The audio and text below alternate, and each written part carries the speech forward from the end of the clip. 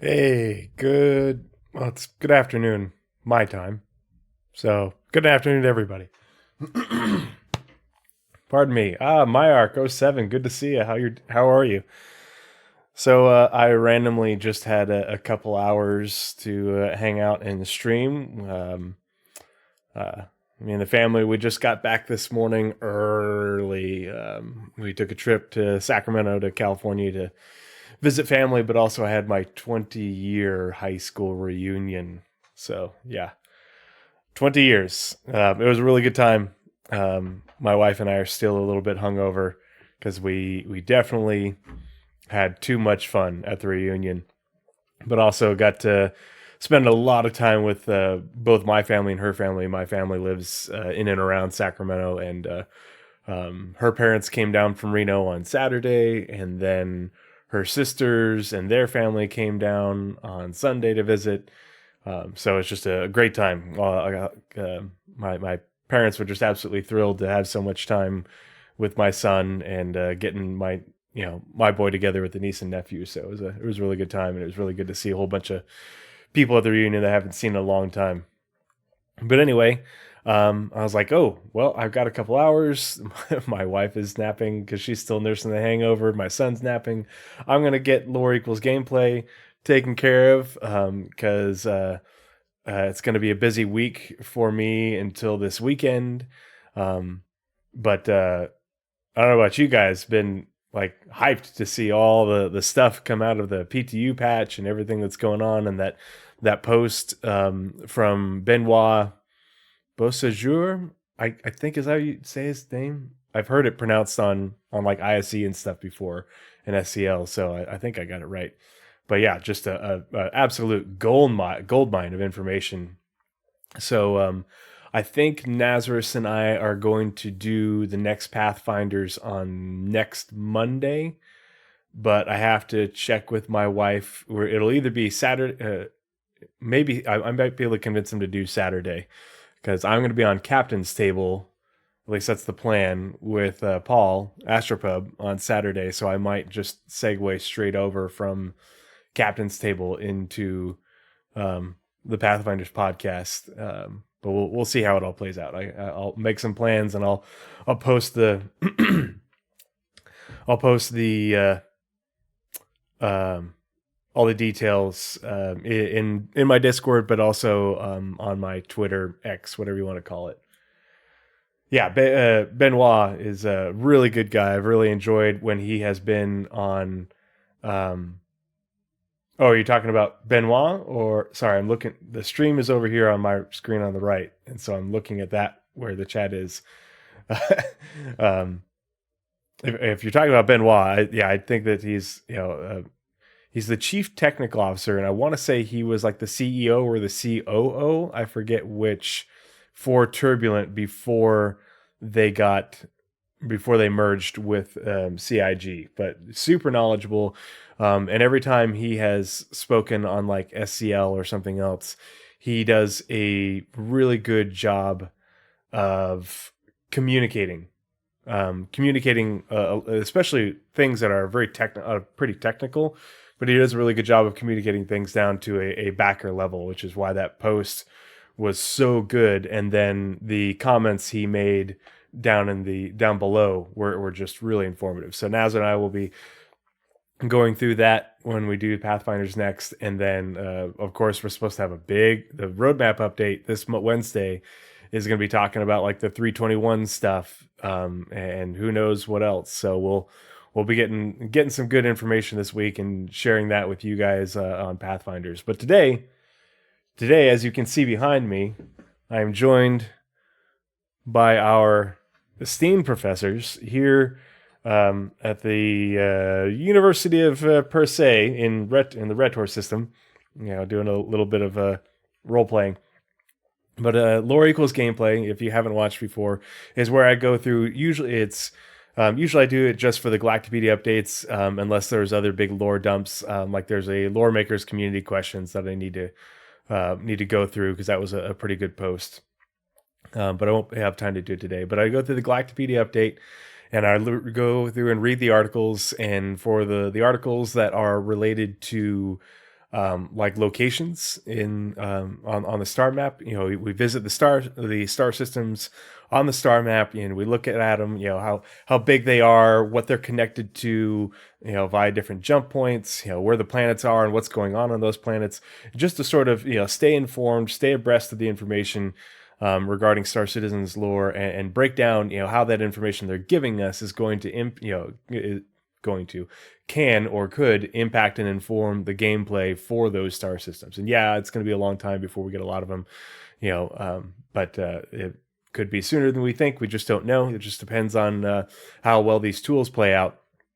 But it's good information, and it's really interesting to read about. To see where they're going and what their direction is with a lot of these different places.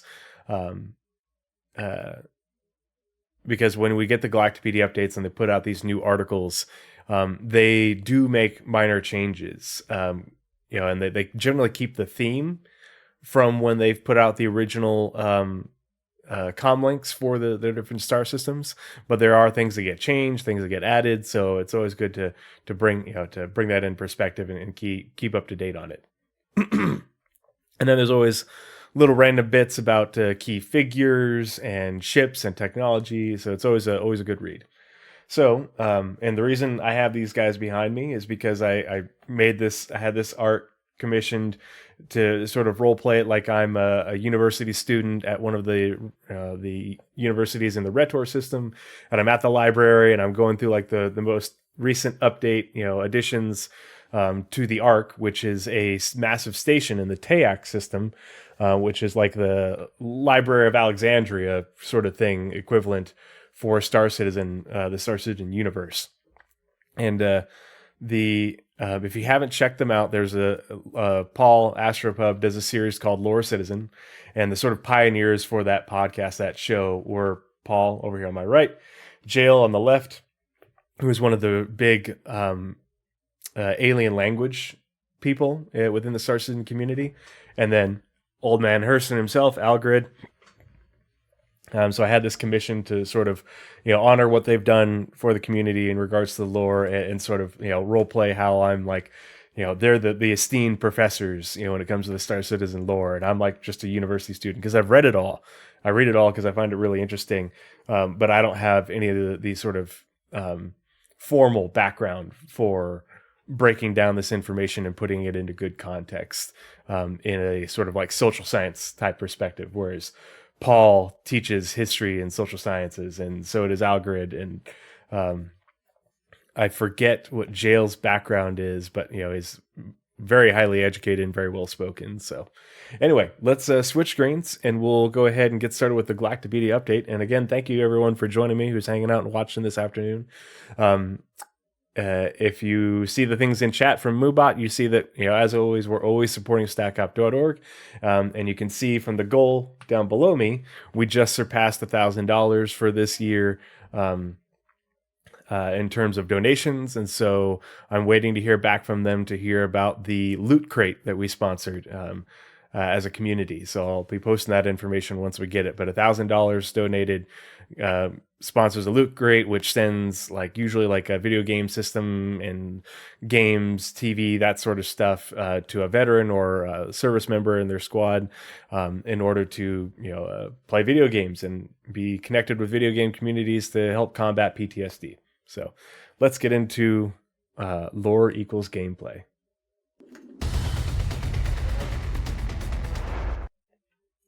Hooray, the transition worked fine. Alrighty, so the Galactapedia update for September 2023, and this came out on the 26th, so last week. And just like we always do on Pathfinders, we read through the preamble, or whatever you want to call the initial thing, just to put things into context. The Ark Tayak system. Welcome to this month's Galactapedia update roundup.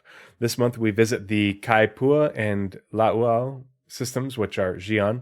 It's always interesting because the Xi'an naming sounds so very often very Polynesian, Hawaiian to me. But I don't know anything about languages. We celebrate the Foundation Festival, board the Pegasus and the Liberator, learn about Rajora, and meet the last Rua Emperor, among others. Join the Spectrum thread for any discussions or feedback. And I'll pull this up and see. I don't think there's been any responses in there, but sometimes if people post things, other questions, Sherry Heiberg, who's the archivist, will put other responses in there, and it's always worth taking a look. So full-length article. Interesting that the full-length article is almost always about a significant figure in the Star Citizen lore, or an organization sometimes as well. But this time it's a moon, and it's a moon that we have in game right now. So let's read about Yela. So Yela, Stanton 2C. Yela is the outermost natural satellite of Crusader, Stanton 2, and is orbited by a ring of asteroids. A thin crust of water ice on the moon's surface is said to represent the cool demeanor of Yela, the oldest sibling in the human children's story, A Gift for Baba, which is a good read. You can actually read that on the website, after whom the moon was named. Crusader Industries security came under fire during a Senate hearing in Standard Earth Year 2949 for failing to curtail criminal activity in the outpost colloquially known as Jumptown, located inside one of Yela's craters. Okay, so we're including some of the history around Jumptown in this. So that's why it's such an important location. Environment. Due to its thin oxygen atmosphere and distance from the system's sun, the surface of Yela is very cold, with average temperatures ranging between -55 and -10 C. The large water ice sheets that sprawl across the plains and mountains feed the water cycle via sublimation.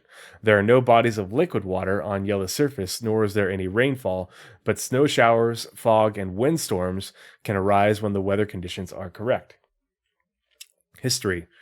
Discovered by now jumper Toshi Aaron alongside the rest of the Stanton system in 2851, Yela was briefly the sole property of the UEE. During this time, the UEE Navy began to construct a base in the skies of Stanton 2. It lightly mined the moons for resources, but largely left them alone. So they're talking about Orison, which used to belong to the UEE and was a shipyard of sorts where they repaired capital ships at the time. In 2865, driven by a financial crisis, the UEE sold all the planets and moons in the system to various corporations, including Crusader Industries, which purchased the parent planet along with Yela and its sister moons. After refitting the Navy's platform on the newly renamed planet Crusader for its own use, the company established multiple mining facilities and security outposts across Yela, Selen, Stanton 2A, and Daymar, Stanton 2B, and offered some of the land for lease. In spite of the inhospitable environment, some humans have made Yela their home. Wilma Ivory built the first permanent homestead in 2907, where she lived until her death in 2935 from natural causes. In 2909, the first human was born on Yela when Albert and Nora Triolo were forced to make an emergency landing to give birth to their daughter Irma Triolo. Outlaw Group Ninetails began using abandoned Navy facilities as bases in 2946, leading to an increase in patrols from Crusader security. Outlaw Group Ninetails began using abandoned Navy facilities as bases in 2946. I wonder if this could be hinting at additional locations being added to Yela, because the Ninetails control Grimhex, but Grimhex isn't a former Navy facility or anything like that. I'd have to maybe go in game and see if any of the locations on Yela have any lore tidbits that you can look at, but I don't think there are. But it'd be interesting to find out if this is maybe foreshadowing additional locations, points of interest on Yela, where you would interact with Ninetails. Culture. Unregulated ground vehicle racing is a popular pastime among residents of and visitors to Yela. Lacadra Walsh organized and won the first recorded ground vehicle race on the moon in 2912. The site of this race was made into a permanent racetrack and was named Lacadra's Lap in her honor. Many of the racing sites take advantage of Yella's terrain and include large boulders and rocks. In 2017, amateur racer Ethan Halton died in Nakamura Valley from injuries sustained during a crash while making a tight turn on one such track. So ground races, I am not big in the racing community. I have not kept up to date in terms of all the changes to racing. But as far as I know, all the new racetracks in game are all for ships, not for ground racing. And so I think this is, correct me if I'm wrong in chat or in the comments later if you're watching this later on YouTube, but this could very well be foreshadowing about one of the ground vehicle racetracks that they're working on and planning to be added into the PU, which I'm sure we would see in Arena Commander as well. So lore equals gameplay right here in this full-length article about Yella, potentially foreshadowing about additional points of interest, in terms of abandoned Navy facilities on Yella being occupied by the Ninetales, or as well as a potential ground racetrack. Socially Confused, good to see you. Good afternoon. Hope you're doing well. Thanks for joining me this afternoon. So yeah, interesting stuff about Yella. Short articles. Owisha Suen, arguably the true discoverer of the Towhill system. So, Owisha Suen, standard Earth year 2694 to 2793, was a pilot, mechanic, and smuggler, most notable for her 2716 discovery of the Towhill system with her business partner Adja Firmino. In 2713, she met Terraborn construction heiress Adja Firmino at Levski in the Nix system, and at that point in time, Levski in the Nix system was a sort of like stopping point on the Star Citizen equivalent of the Underground Railroad, where anti-Mezzer activists were smuggled through there on their way to safe haven in Xi'an space. And the two started a smuggling operation using Firmino's constellation Andromeda as their base. They were exiled by the People's Alliance in 2716 after Firmino attempted to steal one too many clients from other smugglers. So they were kicked out and weren't allowed to operate there. While they made their escape, Suen detected a strange reading on a scanner she had just repaired. Further investigations revealed that she had discovered a new jump point into what would become the Towhill system. Firmino persuaded Suen into keeping the discovery to themselves until they could fully assess what they had found, but instead reported that she alone had located the new system and collected the reward money for herself. Wow. That is betrayal. Cold, ice cold. Suen, devastated by the betrayal, went to the Terra Gazette for a tell-all interview, which kicked off an investigation. So Firmino was already probably rich because she is a construction heiress, but she still betrayed Suen for more money, which kicked off an investigation by the Department of Transportation and Navigation. The government eventually awarded credit for the system's discovery to both Suen and Firmino, and the advocacy issued warrants for their past smuggling activities. Suen served a reduced sentence for her truthful testimony and returned to Levski, where her banishment was rescinded and she started a passenger transport business. Interesting. I wonder... So her starting a passenger transport business, we've been waiting for passenger transport in game for ages. It's still on the progress tracker, has gotten some work for passenger transport and rescue missions. But one of the things that they need is, again, it's tech being built for Squadron, is the Buddy AI system is what allows for AI to follow you around and do different behaviors and different actions and such. And the Buddy AI system is what will be used for both rescue and personnel transport missions contracts. And they've talked about that a number of times in the first half of this year about those AI behaviors that they are working on and building out that AI archetype. And obviously, yeah, socially confused. You are speaking my language because, I mean, if you haven't heard before, in real life, I am a flight paramedic. That's my job. I fly around in helicopters and, pick people up and rescue them, and I transport people from hospital to hospital when they're ultra sick, and that's what I do. And so I have always wanted to do the medical gameplay for Star Citizen. Yeah, it's something I'm super interested in. Can't wait to see it get more fleshed out, but also the SAR aspect of it, search and rescue.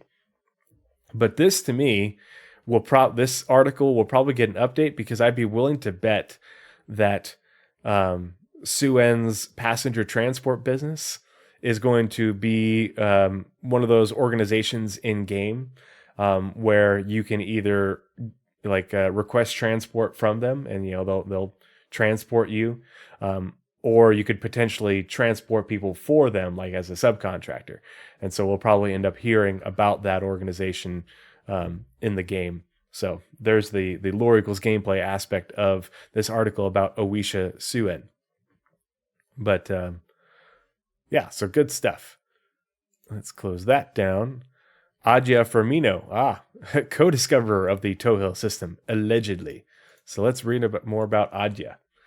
Adja, standard Earth year 2692 to 2781, was the CEO of Terra Movers Construction and a smuggler best known for her 2716 discovery of the Tohill system with her business partner Owisha Suen. Interesting that she went into smuggling after owning a big construction company from Terra. Her family, she was probably ostracized by the Messers or something, was probably outspoken against them. Maybe we'll read about that here in a sec. In 2713, seeking adventure after a sheltered childhood, she flew her new constellation Andromeda to Delamar in the Nix system, where she met pilot and mechanic Owisha Suen. Over the next 3 years, they ran a smuggling operation in which Firmino made increasingly brazen attempts to steal clientele from other established smugglers in the Nix system. So they're getting kicked out of Nix was more Firmino's fault. She and Suen were exiled after a last attempt that destroyed one of the Levski's ports and left 3 people gravely injured. Whoa. Yikes. Yeah, that would get you kicked out. Oh, man.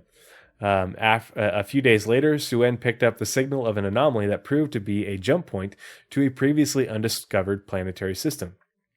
Firmino convinced Suen to keep this a secret until they were able to assess the full extent of what they had found. So when they took Suen to the Bremen system, she then took Suen to the Bremen system, plied her with alcohol, and reported the discovery to the UEE government, claiming that she'd done it on her own. She enjoyed a short period of public adulation until a tell-all interview with Suen was published in the Terra Gazette. The Department of Transportation and Navigation conducted an investigation and reassigned credit for the discovery to both Firmino and Suen. Shortly after this, the advocacy issued warrants for both smugglers' arrests. While Suen served a reduced sentence in exchange for providing a truthful testimony, Firmino ultimately avoided jail time thanks to her team of lawyers. She attempted to go back to Levski in 2723, but was denied entry. Yeah, I can imagine why. After returning to Terra 3, she joined her father's company, inheriting it and becoming the new CEO when he passed away in 2736. Okay, so... And now we're going to read about Eli Price discovered the Oya Castra jump point. Before we do that, we're just going to, I believe, if I remember correctly, Tohill was one of these systems that we read about in, I think it was the last Galactapedia update for August, but I can't remember. It's been pretty recent. But here's the Tohill system, connected via large jump point to Nix, which is also connected via large jump point to Castra. Nix has 1, 2, 3, 4, 5, 6 jump points, I think. Yeah. Looks like it's a medium going to Pyro, and then a bunch of large jump points. And then I think, let's see, is this a... Yeah.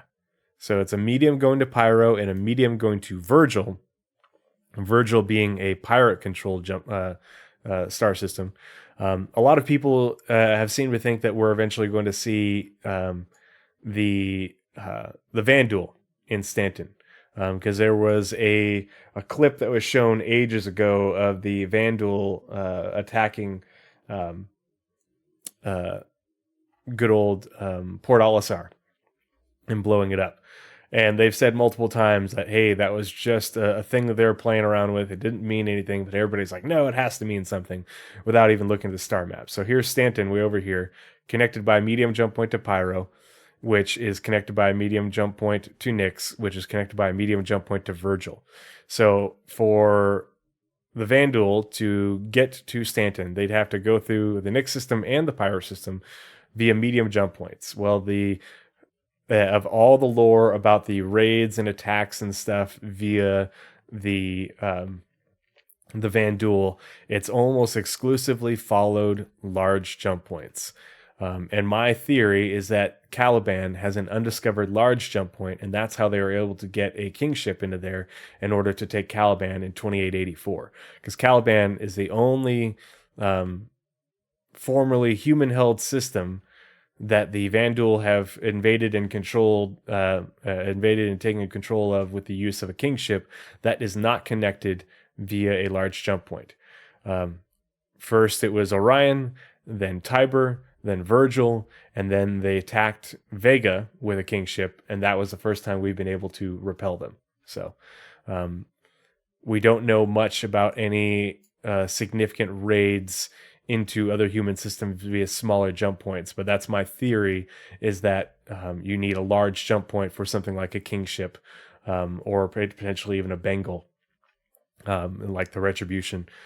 And so that's why I don't think there's any reason to suspect that we'd have the Vandal raiding Stanton, because they'd have to go through Nyx and Pyro first. And I'm sure that we would get alerted. But yeah, anyway, so yeah, there's the Toho system, a little bit of a tangent. And let's read about Eli Price. Discovered the Oya Castra jump point. And for reference, here's Castra. Castra is connected by a large jump point to Pyro. It also has a large jump point to Oya right here. The Hadrian system over here. And then Nyx. And so Castra is well connected via large jump points. And then it's I think that's a small. Yeah, it's a small from Castra to Oso. So Oya is right here, Castra is right here.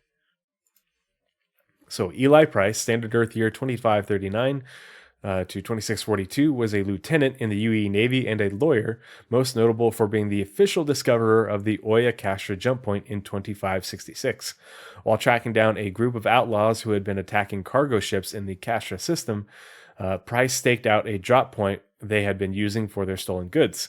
According to his journals, Price watched a ship appear out of thin air and collect the goods. He secretly tracked the ship until it vanished into what he was sure was a previously undiscovered jump point. After successfully navigating to the system, he overheard comm chatter between the outlaws and found out that they were a group of human separatists that were raiding ships only when they needed supplies.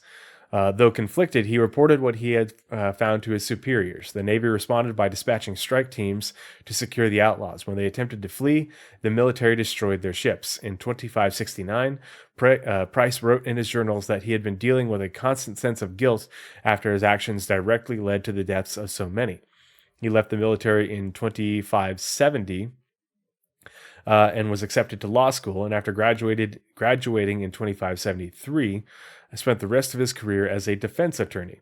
So this is interesting because this gives us more information about another jump point and star system that was first discovered by people who didn't report its discovery to the UEE. They held on to it and used it for their own ends. And it's something that I have talked about as a potential for gameplay in the future, in that being able to discover, I think that there's a lot of value in if you have a discovered jump point, whether it's to a new system or not, and not reporting that and using for your own ends if it's valuable, because you might be able to use it as a shortcut for shipping, or if you're a pirate, using it to raid from one system to another and being able to disappear and Um, so there's a lot of potential use for that, and it's why I think that while we probably won't find much in the way of new star systems via exploration gameplay, I think that it's very likely that we'll probably find new um, um, jump points, and some people will turn in that information to the UE for money, and other people will hold on to it. Real quick, I'm going to pull up the link to that because that was a scanner anomaly that I did a while back. I think. Pretty sure it was this one. Yeah.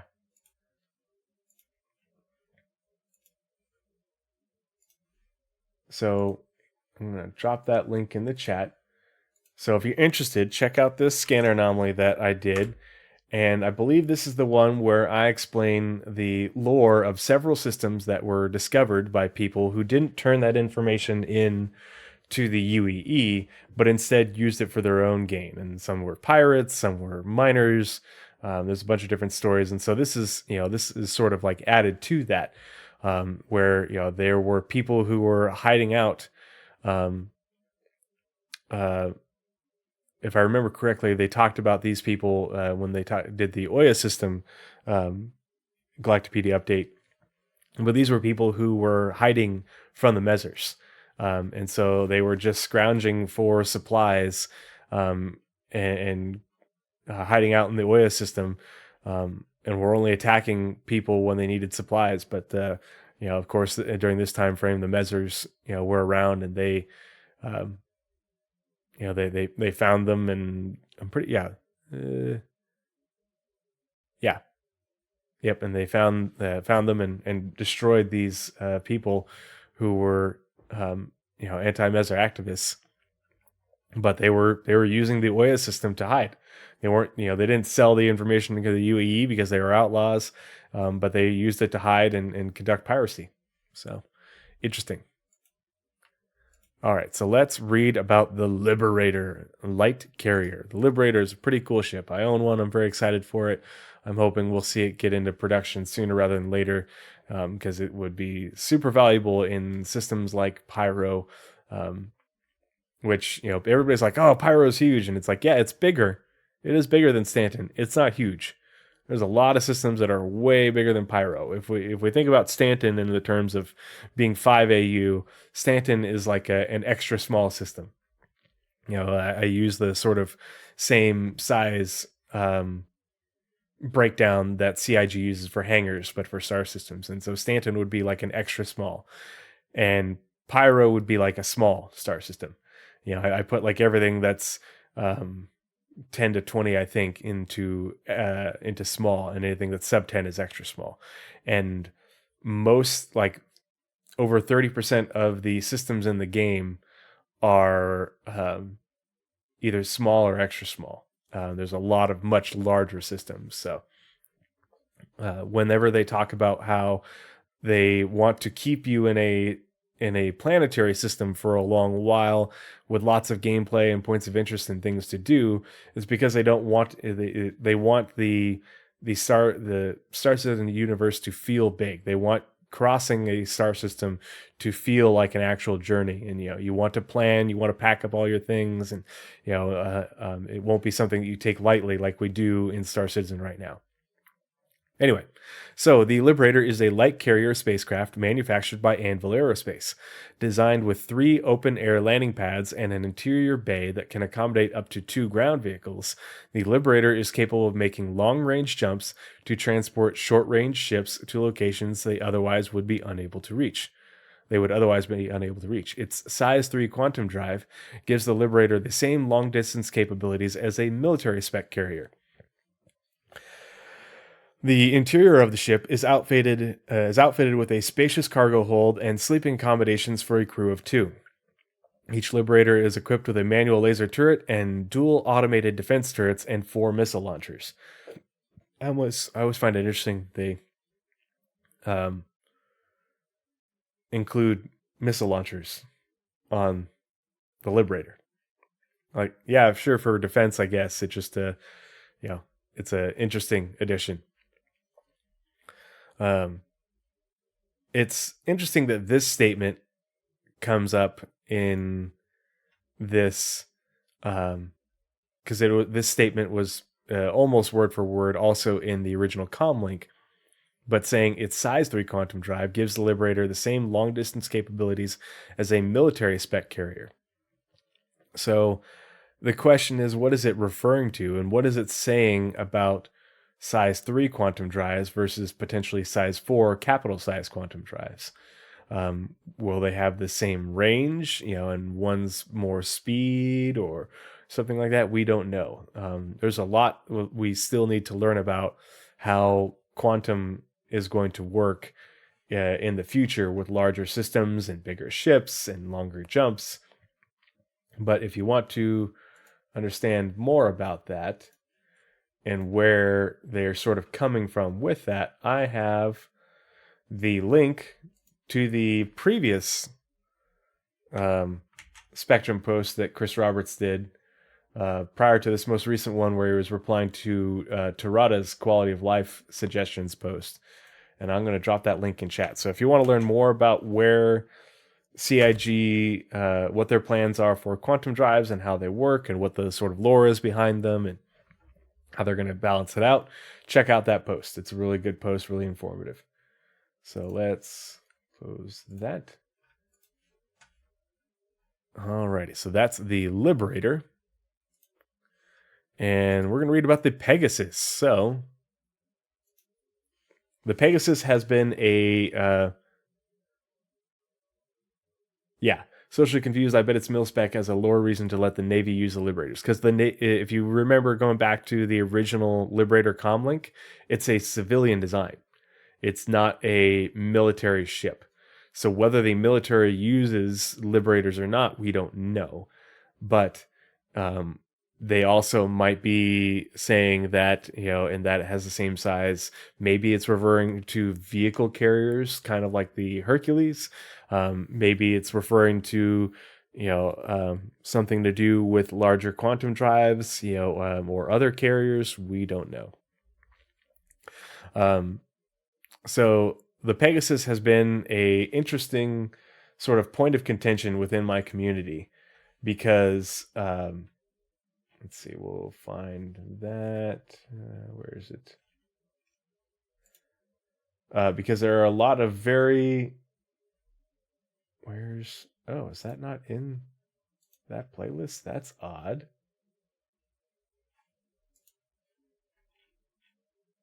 Huh. Well, it shows right there. That's weird.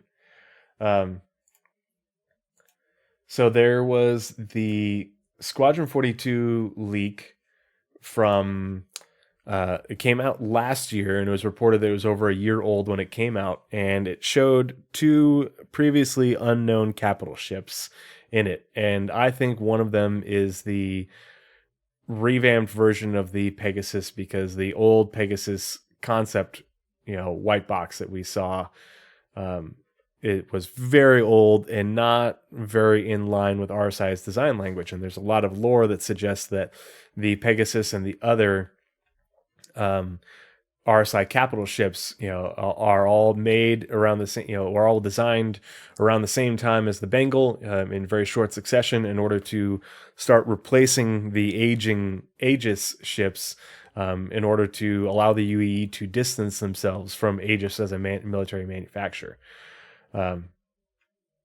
So it's interesting to see. If you want to check out I did a Lore Equals gameplay on that, so you can check out that link. And if you want to look at those ships, and spoiler alert, but yeah, I don't think we're going to see any med beds on the Liberator. That's not what it's for. The Liberator is purely a transport, and just a supply ship. The other thing is you're not using the Liberator or the Herc to hot drop anybody into anything. If you're taking that in, directly into fire and into a combat zone, you're gonna have a bad time. It's kind of like how on larger landing craft and um, yeah, even the in concept light amphibious warship, they don't have any sort of medical capabilities. There's no med bay. So yeah, you have to bring your own supplies, and you can carry troops, but you're not carrying infantry troops. You're carrying um, the operators, the pilots of the ships, the operators of the ground vehicles. Um, and it's long distance jumps, but it's not long duration. So you're not those people aren't living on board the ship. You're loading up their short range vehicles, taking them across a system, and then dropping them off. They're not living aboard the ship for a long period of time. It's kind of like the Herc. It's the equivalent, very much the equivalent, or kind of the equivalent of like the of what we use, how we use C5 Galaxies and C17s these days. You can't fly that long in a helicopter, you can't drive a ground vehicle that far, but we use them to move those vehicles, and you ride aboard it, and then you get off. You're not living on board. So let's read about the Pegasus, because the Pegasus is a pretty cool ship. It's an escort carrier. It's still really long, but it's a lot less massive than, say, a Bengal. But the Pegasus is an escort class carrier spacecraft and capital ship manufactured by RSI for the UAE military. Capable of supporting the operations of over 30 fighters, it is a standard component of UAE Navy fleets and is sometimes used as the command center for a flight squadron. Its repair bays and accommodations are able to support those aboard during long-term missions. In addition to providing protective escort for ship convoys, hence the escort carrier, Pegasuses are used for fighter transportation, fleet support, and hunter-killer missions. So it's not like the Bengal, which has the great big turrets on it and is bristling with guns. It's it's more of a pure carrier in that it's just there to support the ships that are riding aboard it and their crews. But it makes a good point in that its repair bays and accommodations are able to support those aboard during long-term missions. This is why I've argued for an LPD or LHD type ship, because it's just like you need, repair bays and accommodations to support like fighters and bombers and such. For what you do with the Pegasus or the Bengal, you also need those same things to support ground troops on long-term missions, just like we do now. So here's hoping, though, that we get an update on the Pegasus in the not too distant future and hear more about it, because it's been just in mothballs, shelved for ages now, and apparently isn't planned for episode 1 of Squadron 42, but what that means we don't entirely know. So we'll see. But that's the Pegasus. So, Foundation Festival. Let's read about the Foundation Festival.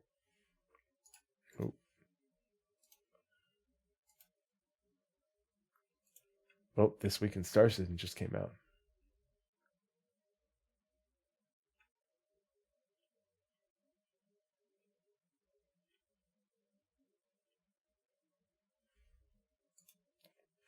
Alrighty, so the Foundation Festival. Whoa, that's weird.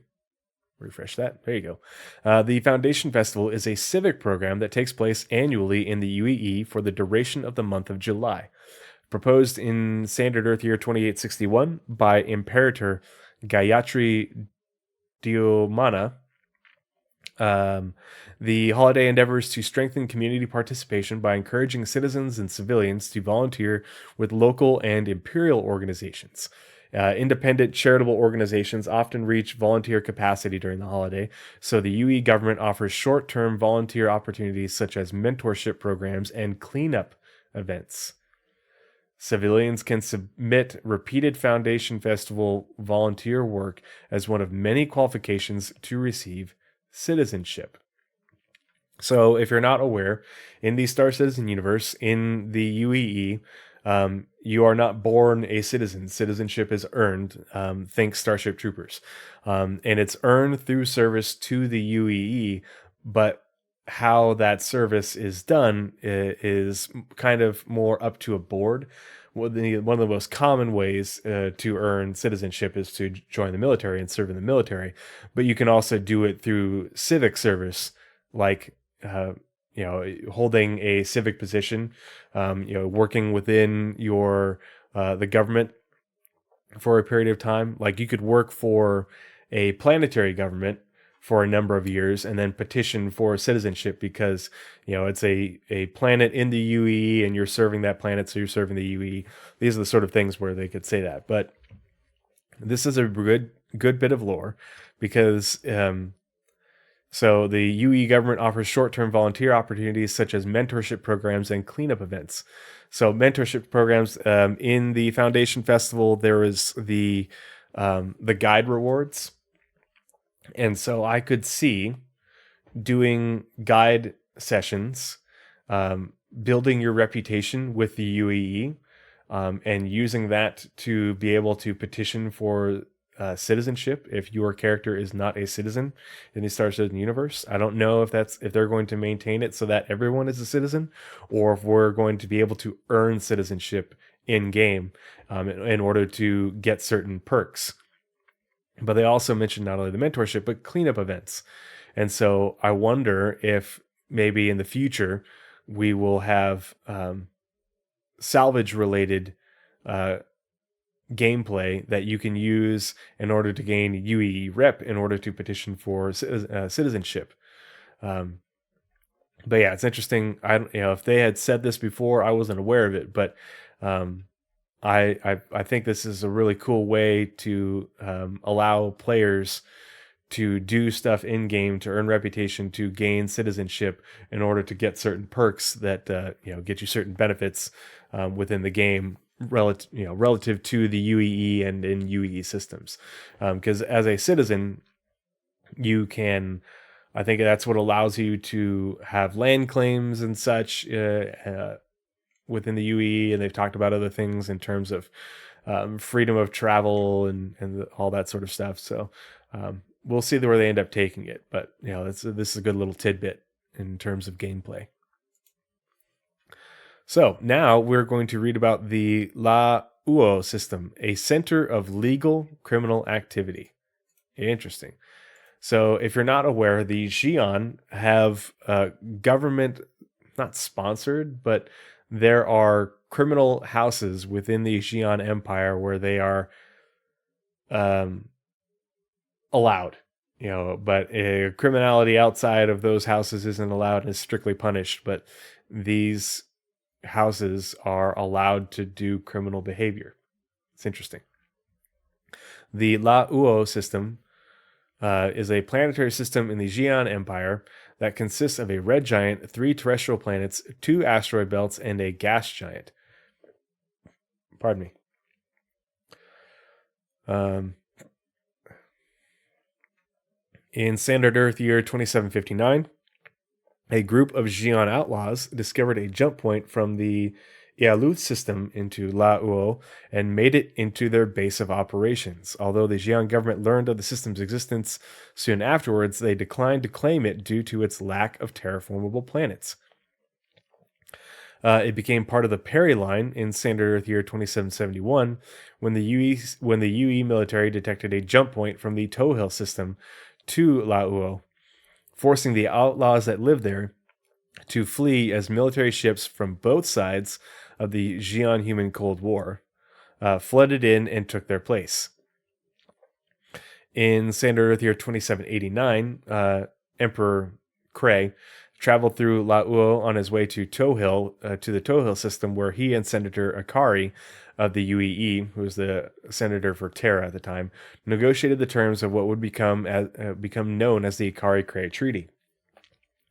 The same pirate gangs who once lived in La Uo played a key role in ensuring that Krei could pass through the system and into Tohill undetected. In return, Krei recognized these pirate gangs as Nya Yua and granted them dominion over the La Uo system with the exception of the planet Yang Chuai.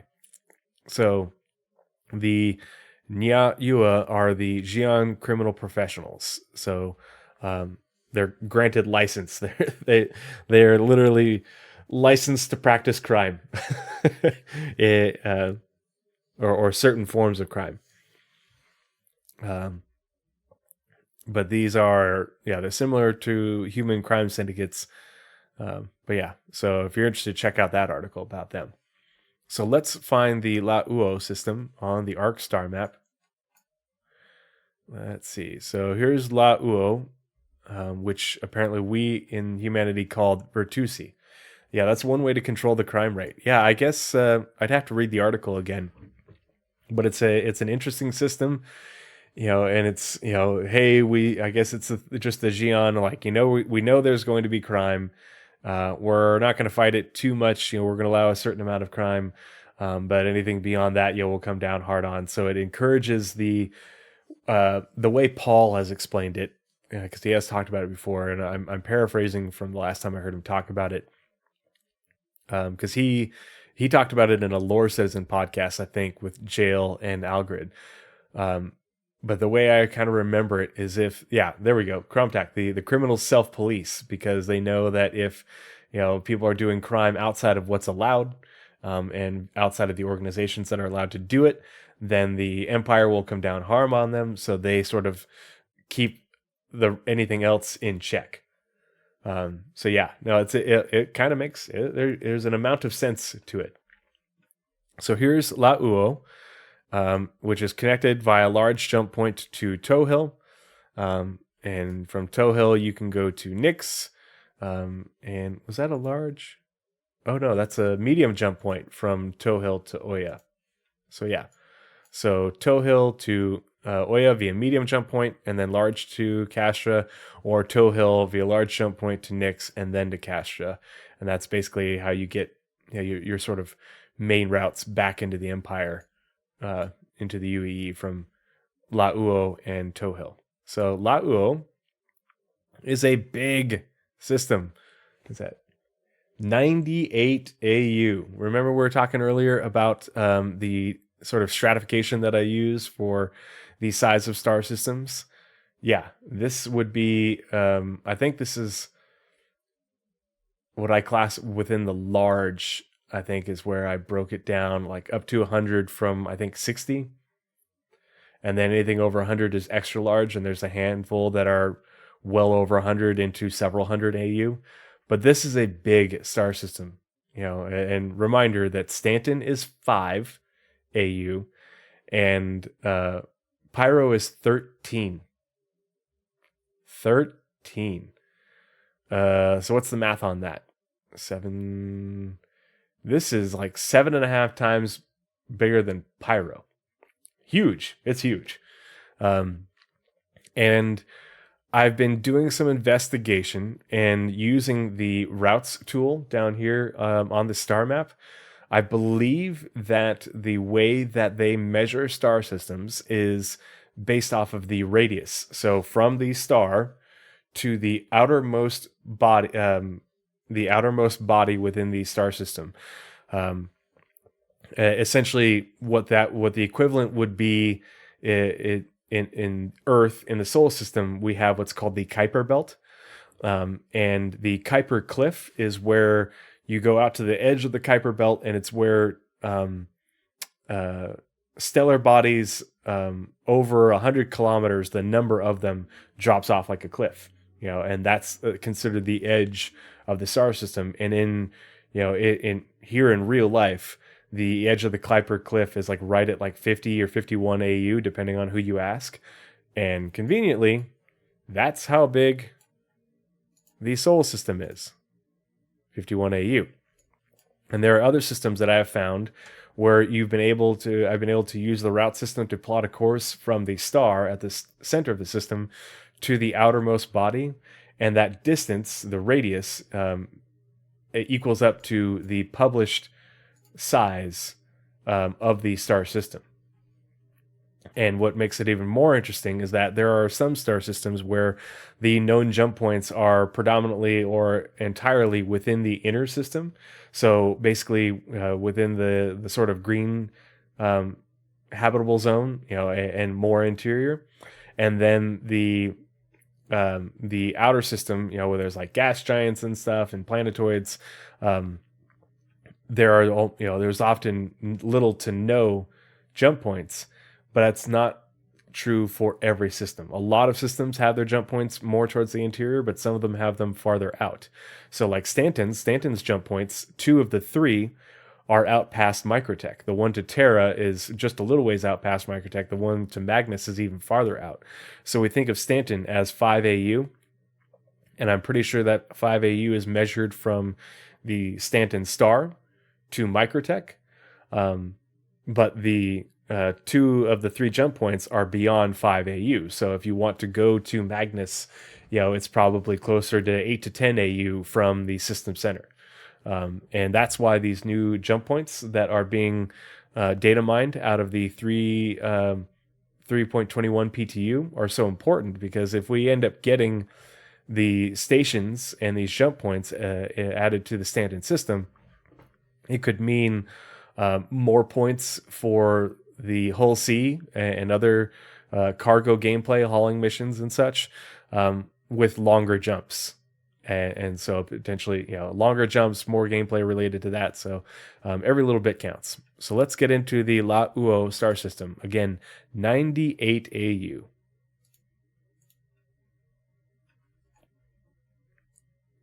Oh man, so La Uo 1, or Virtus 1, is right next to star. It's very close. And then here we have the green zone, the green band, the habitable band. It looks like there's 2 asteroid belts, so that's interesting. And then there's a planet way out here. And so you can see how there's this sort of faded area at the edge. And so I don't know if this faded area is what signifies the system edge and that full distance, or if it's beyond that, or if it's, this planet here is the largest point. Actually, here, we'll do it real quick. We'll do an experiment. So, let's see if it'll. Ooh. What about Virtus? There we go. So we want the Virtus star to Virtus 4. There we go. And I think it always makes you pick a jump point, even though you're doing it in system. Okay. So from here to here is 12.7 AU, 12.79 AU. But we know that the star system itself is 98 AU. So however they're measuring it, unless things change or something like that, the star system, this is the inner system. And the inner system here is only, 12.7 AU from star to this planet, the 4th planet out here. So, exit route and display back into the system. All right. And another thing that I always point out when we're exploring these star systems is that jump points are often well off the ecliptic. You can see the jump point here to Towhill. It's not right here on the ecliptic. It's well off. So the actual distance from here to here, is basically a triangle. It's longer than the straight line distance because they're often above or below the ecliptic. Some of them are on the ecliptic, like this one to Treese is looks like it's just above the ecliptic, but other ones are not. And so if you look at if you look at Stanton on the star map, you'll see that the Pyro jump point, which is in the inner system, is pretty much on the ecliptic, but the one to Terra and the one to Magnus are not only way farther out system, but they're also well down below and or above the ecliptic. So, all right, let's read more about the La Uo system. Pai-Tua. So La Uo 1 is the first planet from the sun of the La Uo system, a chthonic planet. It was the core of a hot Jupiter until the surface of the red giant it orbits expanded. Most of its atmosphere has evaporated, and what little remains continues to sublimate away in the heat. This has created a comet-like streak of gas and dust that trails the planet on its journey around the sun. So, not much to be gleaned from this in terms of gameplay, other than when they describe things, the comet-like streak of gas and dust. This is one of the things that might be that people, passengers, particularly NPCs, you might be contracted to take someone to go and observe this. Hey, North End Trooper, good to see you. Thanks for joining me this afternoon. Hope you're doing well. So that's the only thing I glean from this, is that people might want to visit this planet in order to see this gas and dust trail that looks like a giant comet. It might be particularly beautiful. There might be some scientific reason to go and look at it and scan it, but we saw how close it is, right next to the sun. So let's read about Yang Chuai, home of some hard labor camps. Hard work. Yang Chuai, Lauo 2, is the second planet from the sun of the Lauo system, partially covered with an ocean of lava. Yang Chuai's surface is profoundly geologically active and is thought to have survived a collision with a massive celestial body in the recent past. Between its lava flows, the Xi'an Empire has constructed heavy mining and construction facilities. Some of these are hard labor camps for Xi'an prisoners convicted of serious crimes. Sentient rights activists in the UAE have frequently petitioned the government to reproach the Xi'an Empire over this practice. Interesting. So, lore equals gameplay, heavy mining and construction facilities. I wonder what they're constructing down on the planet. They may be constructing things in order to then bring them to orbit, but building them on the planet using the lava flows and the geologic activity to power the industry down there, but heavy mining as well. And some of these are hard labor camps. So I could see smuggling, Xi'an out of the hard labor camps, but I definitely would expect, if you have the right reputation with the Xi'an Empire, being able to mine on the planet there. Pardon me, sneeze. Maybe.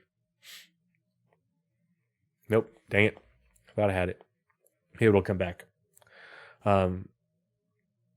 Interesting that they mentioned construction, though.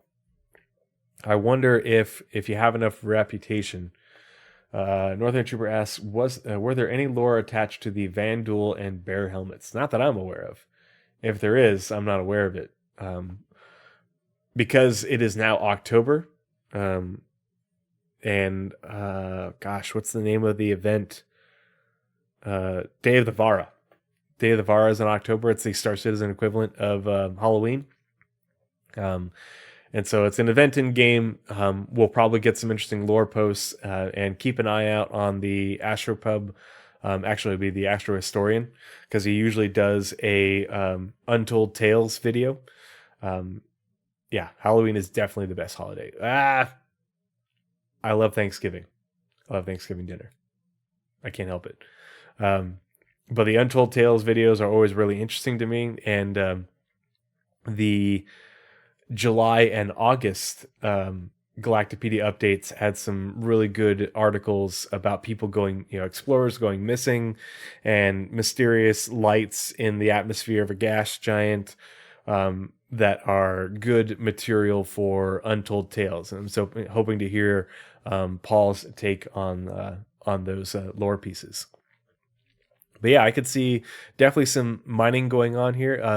The other thing is some of these are hard labor camps for Xi'an prisoners convicted of serious crimes.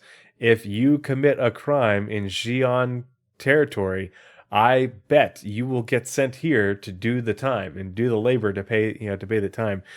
Just like how we have Klesher. There's going to be lots of Kleshers. Klesher is a chain of jails, essentially. Not really a prison. It's more like a jail, a labor, forced labor camp to pay back your sentence, to the empire. But there's also full-on prisons. And so depending on the crime will determine where you end up going, whether you go to jail, or you go to quarterdeck, which is the main prison in the UAE. But these hard labor camps could be where the Klesher equivalent in the Xi'an Empire, and so that's gameplay for unlawful players who make the mistake of getting caught by the Xi'an. So don't get caught. That's the golden rule. Don't get caught. So let's look at that. Virtus 2. Okay, so here it is. Just on the inner edge of the green band. Probably not habitable at all, but just on the inner edge of the green band, just inside Virtus Belt Alpha, or Lauo Belt Alpha. Interesting that the two asteroid belts are so close to each other, with a planet in between.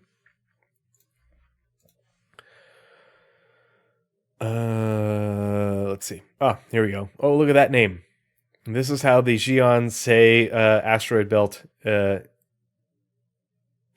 Alpha in the Lauo system. Yeah, so this must be asteroid belt Alpha, and this part's Alpha, and this is Beta. So let's read about those. Cromtac, he said, hey, I wish it was a holiday. Yeah, we just got back from vacation. I'm glad I have this day off because we got back super early. My wife and I are still hungover. We definitely need some more rest. And I'm lucky tomorrow I'm just in class. I have a class that I'm going to tomorrow, so I don't actually work until Wednesday. And I only have the 24-hour shift this week because I have class tomorrow, and then I have some testing on Thursday. And then I have a 3-day weekend, Friday, Saturday, Sunday. Super excited.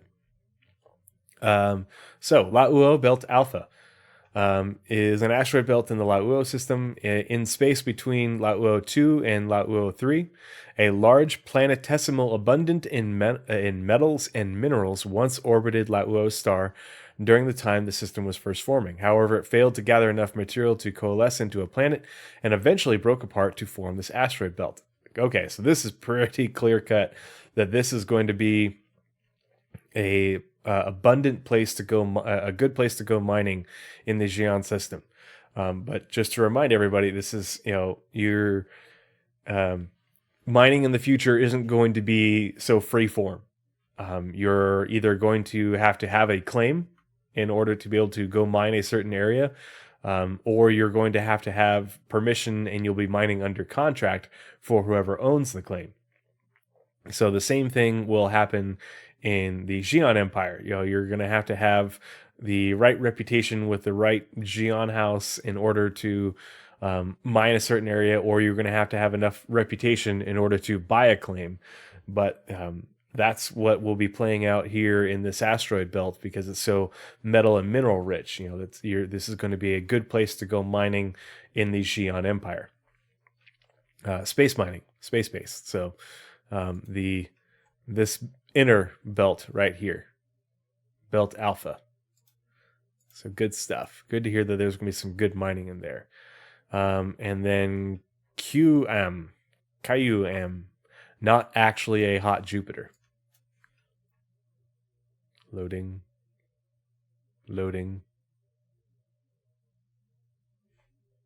Come on, internet. There we go. Lauo 3 is the second planet from the sun of the Lauo system, a smog planet.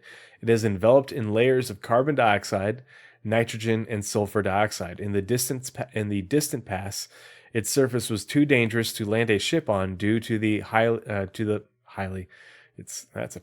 due to the high pressure atmosphere. Since the red giant in Lauo's center expanded and began to heat up the system, QM's atmosphere has thinned and expanded, giving it the appearance of a miniature hot Jupiter. So I would assume that the pressure is less and you can land on the surface. The question is, why would you land on the surface? Don't know. And layers of carbon dioxide, nitrogen, and sulfur dioxide. So maybe flying around in the atmosphere. We don't know what gas harvesting is going to end up being like. because there is going to be gas harvesting in order to produce fuels. But I imagine we will not only harvest gas for fuels, but also for other processes, probably for refining and manufacturing of other things. So it'll be interesting to see how that plays out. But I think that's part of the gameplay that we're going to see in for smog planets like this, where the atmosphere might not be used for fuel, but you can suck up some of the atmosphere for use in other ways. So let's see. This is Belt Beta in the Lauo system. The Lauo Belt Beta is an asteroid belt in the Lauo system, located between Guam and Sapwang. Northern Jupiter. It's a smog planet, so it's more like Venus, but it's not a full-on gas giant. It's a small Jupiter, I guess, is the way they explained it. But it said you couldn't land on the surface before because the atmospheric pressure was too high. But I guess that means that you can now. Why? I don't know. It hosts a large concentration of asteroids that are coated in highly prized, very pure water ice. Ooh. The Nya-Yua who reside in the system utilize ice harvested from these asteroids as a source of fresh water. Some Xi'an mining consortiums have entered into agreements with the criminal Xi'an to conduct operations here in exchange for peacefully ceding a small percentage of their cargo if they are boarded. Interesting. Okay, so not only will you be doing more mining here, but it sounds like we'll be doing ice. You'd be doing ice mining in this asteroid belt, but there are Xi'an pirates there, and they're just basically straight up letting you know, yeah, you can ice mine here, and that ice mining is going to be very valuable, or the ice, mining ice is going to be very valuable for different reasons, getting water in order to turn it into hydrogen for fuel or oxygen for breathing, or just turning it into water so you don't have to get water from a planet. But they're just letting you know that there are pirates that live in the system, and I guess they live within the asteroid belt. But if you get boarded, all you have to do is they're apparently, they'll leave you alone as long as you give them a percentage of the cargo, what you've mined. But I imagine if you don't, then they'll probably blow you up. So just something that, highly lucrative mining for ice mining, but also dangerous due to risk of being boarded by the Xi'an pirates. So there's your lore equals gameplay right there.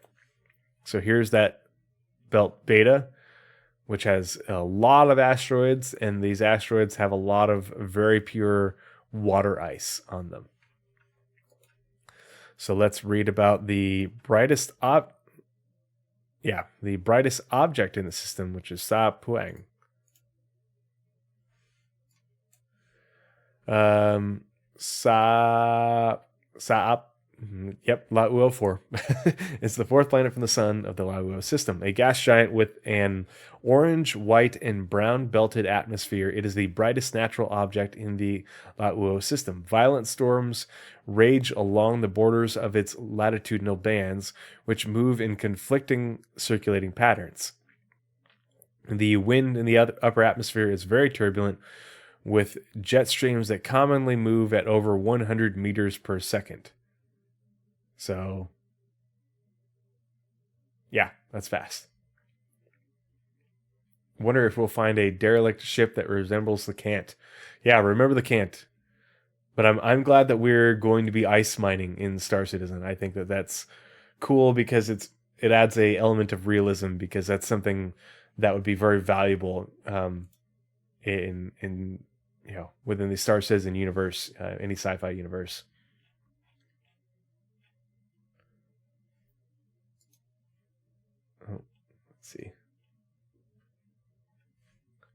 Let's see.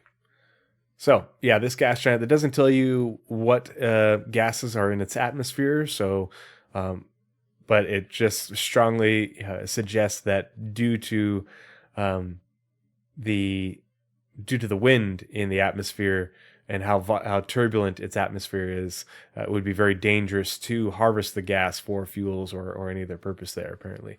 But maybe it's got very valuable gases. We don't know. Are we going to have water storage tanks on the larger ships? I don't know. They've never talked about that. That's a good question. Socially confused.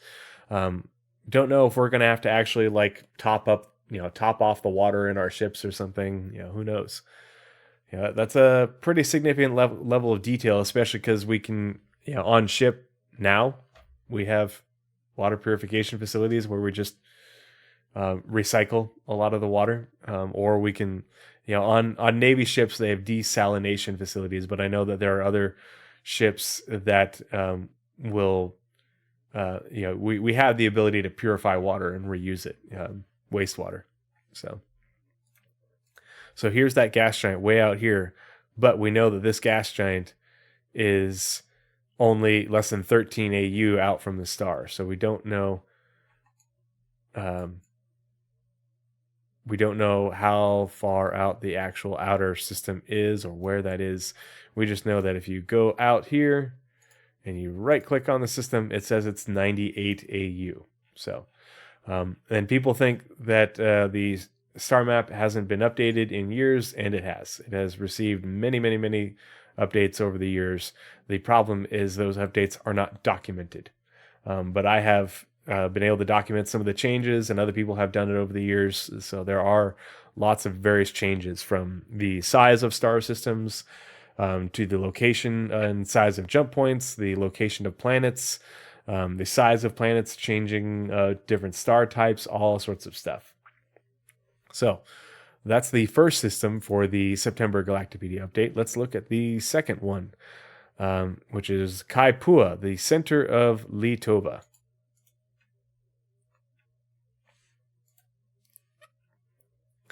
The Kaipua system is a planetary system in the Xi'an Empire that consists of a K-type main sequence star, 2 terrestrial planets, and 2 gas dwarfs. One of the most important locations in the Xi'an Empire, it is the spiritual center of Litova, the central code of ethics and main religion for the Xi'an people. It was discovered at the end of the First Imperial Age, 878 BCE, when the final Rua Emperor, Siang, voluntarily renounced the throne and House Zhou ascended as the new imperial house.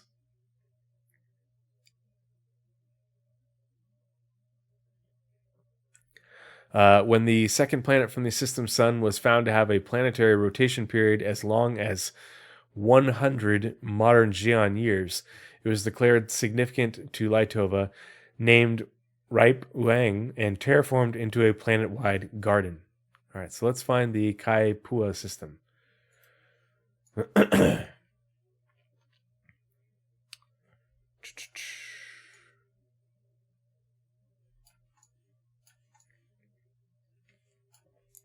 Oh, this is going to be one of those hard ones because the Xi'an name isn't on the screen. Let's see. There we go. Wait, no.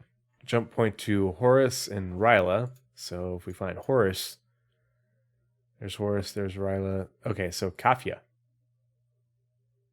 Yeah. Yeah, that's the only way.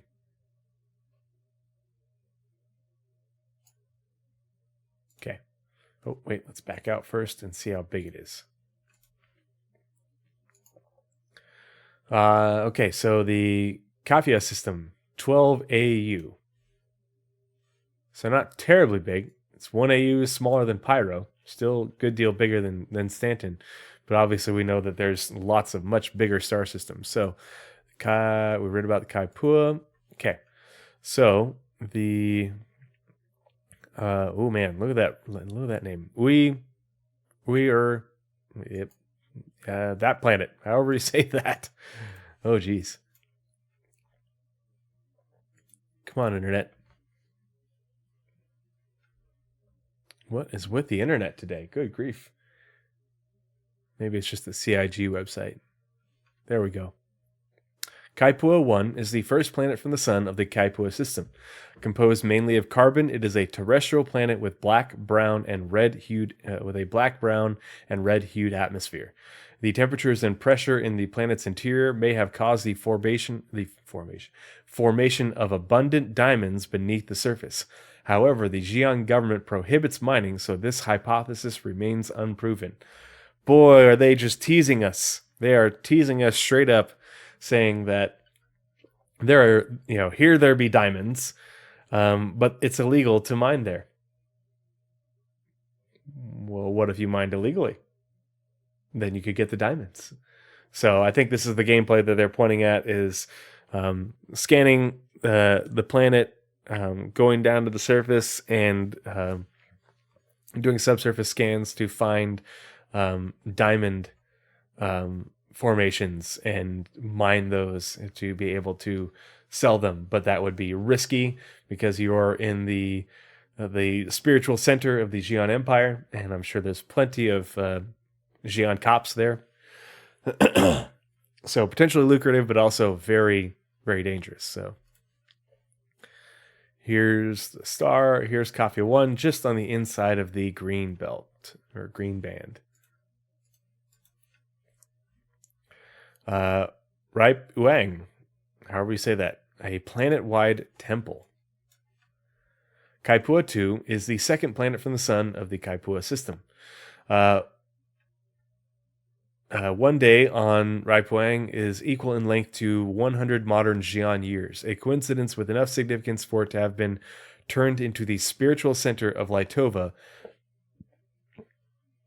at the conclusion of the First Imperial Age. Most of its surface is covered in verdant fields and cultivated gardens, with temples built so there's always one visible on the horizon, no matter one's location. It is considered a huge achievement to meditate on Raipuang for a full day, a feat achievable only by those who have mastered manipulation of their metabolic state. No manufacturing or mining activities are allowed beyond the essential in order to maintain tranquility, and most visitors to the planet are encouraged to limit their travels to the capital city and its immediate surroundings. So yeah, this will be one of those things where it'll be obviously we're if you have the right reputation, to bring supplies and goods and stuff to the capital city on the planet. As well as moving people, and by people, not only humans from the the United Empire of Earth are going to want to visit, space tourism, but also for Xi'an, and doing, I guess, the equivalent of a Xi'an pilgrimage to their planet to meditate there. So that's the lore equals gameplay that I get out of that. But obviously it'll be a really interesting place to visit, and should be very beautiful. And hopefully they let us visit some of these temples, but they say encouraged to limit their travels, but it's encouraged. Maybe it's not a rule. I don't know. But here's the planet right there, Kafia 2, or Kaipua 2. And let's see, there's 4 planets. Okay. So actually, here, we're going to do another route experiment. Kafia. Oop, what the heck?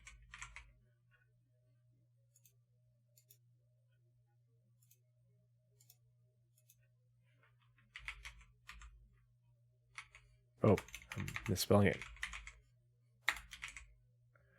So we'll go from the star to Kaifa. Dang it. 4. Calculate that out. Okay, so view route. So we know that this star system is 12 AU.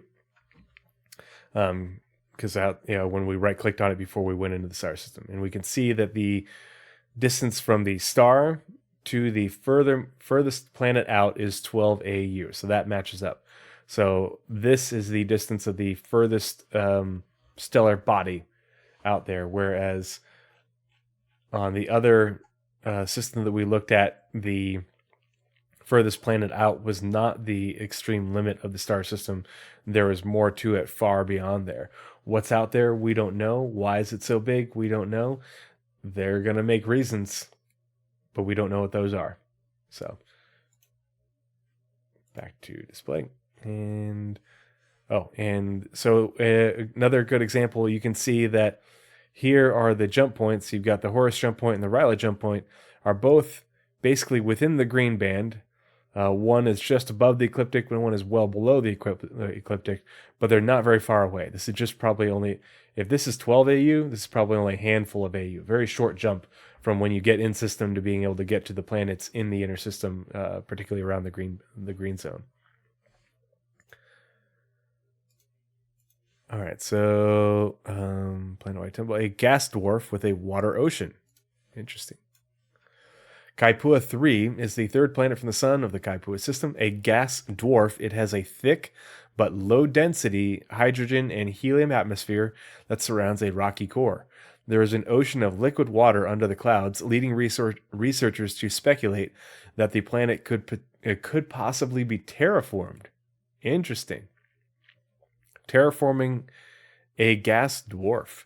House Kray's Council of Three debated setting up a small platform-based colony in Kaipua 3's upper atmosphere, but Emperor Kray ultimately dismissed the idea to keep traffic from increasing in the system and affecting the temple planet's tranquility. I wonder if there might be scientific expeditions to go there and scan the atmosphere, go down into the atmosphere and scan the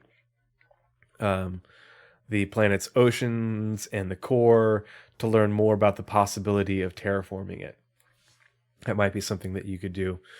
And maybe they'll end up changing their mind. The Council of Three might end up changing their mind about making a platform-based colony, essentially another Orison, but in Geon space. That could, because Emperor Kray doesn't have an heir, and I think is getting pretty old. So if Emperor Kray passes and the Geon Empire has a new emperor, maybe they'll change their mind and they'll build a Geon Orison in this planet. So let's see. And so that's right here, well outside the green band. So I wonder if those that platform colony that they were talking about would be, just enclosed. But Kayukyo, and a twin to Kayukyu. Kayuko is the fourth planet from the sun of the Kaipua system and is a gas dwarf. Since its rocky core and diffuse atmosphere have nearly identical properties to those of neighboring planet Kaiku, some astronomers speculate that they may have originally formed in the same region before drifting away from each other. One hypothesis suggests that a rogue planet sliced through the system and pulled Kayuko out of its original orbit. Interesting. I don't see much in the way of gameplay there, other than maybe scanning the planet or scanning areas around it to be able to confirm or disprove this hypothesis. Science and exploration gameplay, but that seems about it for that one for me. But you can see that it's way out here, so good ways out from the inner system. Let's close that one. Okay. So we're gonna read about the last Geon emperor, the first imperial age, and we're going to learn about Rajora, which is essentially the Tavaran religion. Tao Yusao Seang Se Rua was the final emperor of the Geon Empire belonging to the imperial line Rua, the ruling house of the first imperial age, which a long time, and for a long time, and B, a long time ago. He was the only son of his mother, Yep, not going to say that. Who died at an unexpectedly young age without further issue, leaving Seang the only Rua qualified to inherit the crown. Faced with an unprecedented situation, because as far as I know, no, never mind. Faced with an unprecedented situation, Seang worked together with the Rua's Council of Three to devise a method to choose the next imperial house. Ultimately, the method they devised selected House Jiao as the successor to the throne, and Siang voluntarily stepped down to allow Yaa Se Jiao to ascend as the first emperor of the Second Imperial Age. He retired to Kaipua III and spent his remaining decades studying Laitova. Interesting. So he went from being emperor to a Xian monk. Yeah, he abdicated the throne and became a monk, so to speak. Interesting.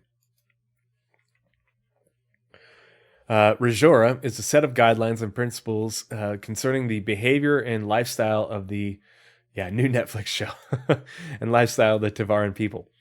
Written by many authors over a long period of time, it was created in response to early Tavaran perishing repeatedly at the hands of predators on their homeworld Kalith, now Jalan, Elysium 4. It emphasizes an active existence and requires responsibility to oneself and one's community. Followers are required to develop and consistently maintain physical and mental skills, especially as pertains to warfare. Before the end of the Second Tavaran War, 2603 to 2610, all Tavaran were required to memorize the Rajora and could recite it on command. Rajora was renounced by many Tavaran after the war due to its failure to uphold its promise to deliver victory. During the events of the Tavaran Purge, parts of Rajora were lost when the authoritative codex that recorded it in its entirety was destroyed, namely passages that had been revised or redacted from print but had been documented for historic purposes. Rajora has seen a resurgence in popularity in recent years thanks to an ongoing movement to revive Tavaran culture. It'll be really interesting to see if we're able to visit Tavaran temples, because there are Tavaran that live on Kalith. There's Tavaran all throughout the UEE, and if they've established Rajoran temples, if we can interact with, I guess no other good word for it really, it would be if Rajora has churches or groups that belong to different temples, and if you can gain reputation with them, or if as a human player you can do things that are part of the Rajora in order to sort of adopt it as your sort of religion, in order to gain reputation with these groups and potentially have benefits associated with them. But yeah. So that is all that we have for the September Galactapedia update. So pretty good update, very interesting to read, lots of good information, couple interesting systems, some interesting people, some really good information about Yellow that's potentially talking about new locations on the planet in the form of abandoned UEE facilities that have been taken over by the Ninetails, as well as a ground racetrack that we'll probably see in Arena Commander and in the PU when they start adding those. So lots of good lore equaling gameplay to come out of this one. Since we've got a few people hanging out in chat, do you guys have any suggestions for who you might like to raid? Always like to make sure and pay it forward and send some love to another streamer. Let's see if there's anyone I know. Loken is playing Cyberpunk 2077. Detox is playing Star Citizen. Angry PC Tech. Okay. Angry PC Tech is playing Star Citizen. And we'll start the raid. We'll send you guys over there and you can send him some love and hope he's having a good stream. I wonder what he's up to. Says he's playing Star Citizen, but I don't know what it is that he's looking at. 07, everybody. Thanks so much for joining me. Really appreciate it. Hope you guys have a great day. We'll see you guys on later on this week. Stay tuned. Goodbye.